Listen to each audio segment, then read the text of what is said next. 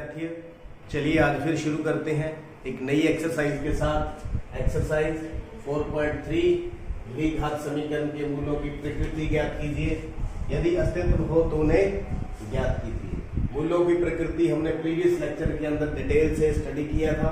चलो फिर भी हम आज आपको थोड़ा सा रिमाइंड करवा करके इसको हम करते हैं। तो मान लीजिए कोई द्विघात समीकरण का जो मानक रूप है वो किस तरह से हम लिखते हैं, ax square plus bx plus c बराबर में 0। तो हम क्या ज्ञात करते थे मूलों की प्रकृति निकालने के लिए? विभेदकर d के द्वारा लिखते हैं। इसकी वैल्यू होती है b square minus 4ac, discriminant भी बोल देते हैं इंग्लिश में। यदि जो d की वैल्यू है वो 0 से बड़ी आ जाती है तो समीकरण के मूल वास्तविक एवं भिन्न होंगे। ये पहली स्थिति थी। दूसरी स्थिति, यदि d बराबर में 0 आ जाता है, इसकी वैल्यू a b c ये होते हैं, तो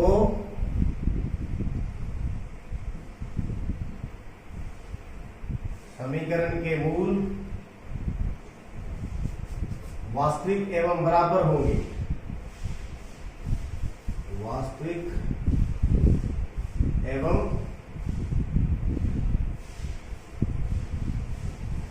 बराबर होंगे। तीसरी स्थिति, यदि d 0 से छोटा है, ऋणात्मक है, तो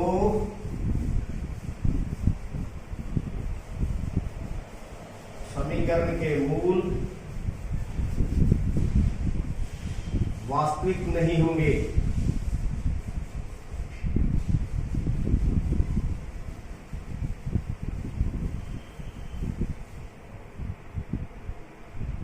अर्थात अस्तित्व नहीं है, रियल रूट्स नहीं है, वो कॉम्प्लेक्स होंगे। बड़ी कक्षाओं के अंदर हम उनको सीखेंगे। तो यही यहाँ पर एप्लीकेबल होने वाला है। इन्हीं फॉर्मूलों के सहारे हम इन सबको करना है। पहला क्या है हमारा? फर्स्ट सम जो है 2x square minus 3x plus 5 बराबर में 0। तो उसके साथ अगर हम कंपेयर करें इसके साथ, तो यहाँ पर a की वैल्यू कितनी है? 2, b की वैल्यू कितनी है? -3, c की वैल्यू कितनी है? 5। तो डिस्क्रिमिनेंट निकालें, विभेदकर b स्क्वायर माइनस 3 का स्क्वायर 4 इंटू 2 इंटू 5, 9, 5 का 20 गुना 40, कितना आ गया? माइनस का 31। इसका मतलब d कितना आ गया? 0 से कम। तो 0 से कम है तो मूलों का अस्तित्व नहीं है। क्या लिखेंगे?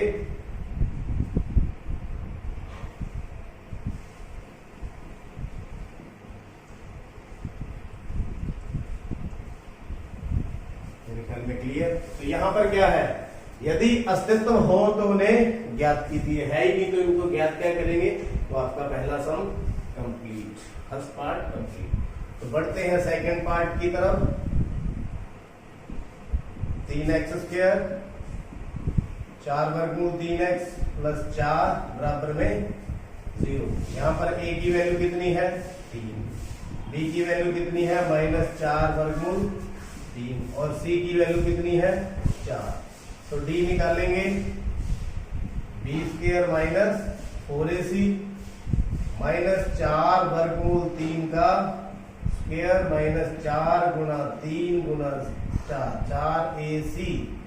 तो इसका स्क्वायर करेंगे, 4 का वर्गमूल 16 वर्गमूल 3 गुना वर्गमूल 3, 48 माइनस माइनस क्या हो गया? प्लस। चौको चौके 16 दिया 48, मीन्स 48 माइनस 48 बराबर में 0। तो d की वैल्यू कितनी आ गई? 0। तो समीकरण के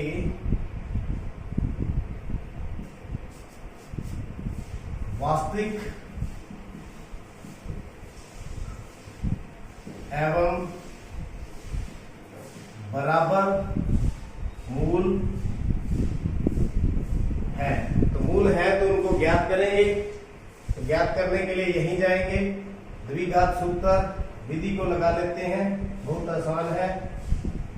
द्विघात सूत्र विधि द्वारा मूल ज्ञात कर लें। तो यहाँ पर x बराबर माइनस बी प्लस माइनस वर्गमूल d बटा में 2a, ये द्विघात सूत्र है, इसमें वैल्यू भर देंगे और हम मूलों को निकाल लेंगे। तो माइनस का b की वैल्यू कितनी है, माइनस 4 वर्गमूल 3, ये वाला माइनस फॉर्मूले का, ये वाला इसकी वैल्यू, प्लस माइनस d कितना है 0 बटा में 2a, 2 गुना में 3, तो ये आपके मूल है। इसको और किस तरह से लिख पाएंगे,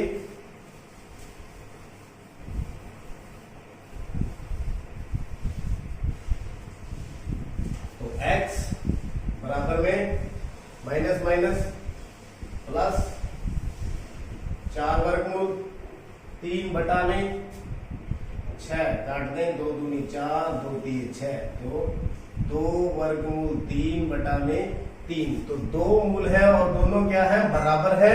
तो बराबर का मतलब दोनों की वैल्यू 2 वर्गमूल 3 बटा 3 और 2 वर्गमूल 3 बटा में 3। तो ये आपका आंसर मूल। समझ आ गया मेरे ख्याल से दूसरा भी। तो तीसरे पर चलते हैं। तीसरा part 2x² plus 6x plus 3, 2x² plus 6x plus 3 बराबर में 0। मूलों की प्रकृति की जानकारी लेंगे, a बराबर 2, b बराबर में 6 और c बराबर में 3। तो d निकालेंगे, b² माइनस 4ac, b² मतलब 6 का स्क्वायर माइनस 4ac 36 माइनस 24, 4 दूनी 8 है 24 बराबर में 12, मतलब d 0 से बड़ा है। तो समीकरण के मूल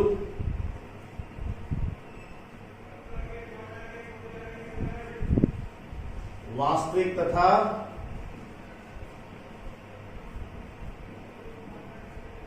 भिन्न है,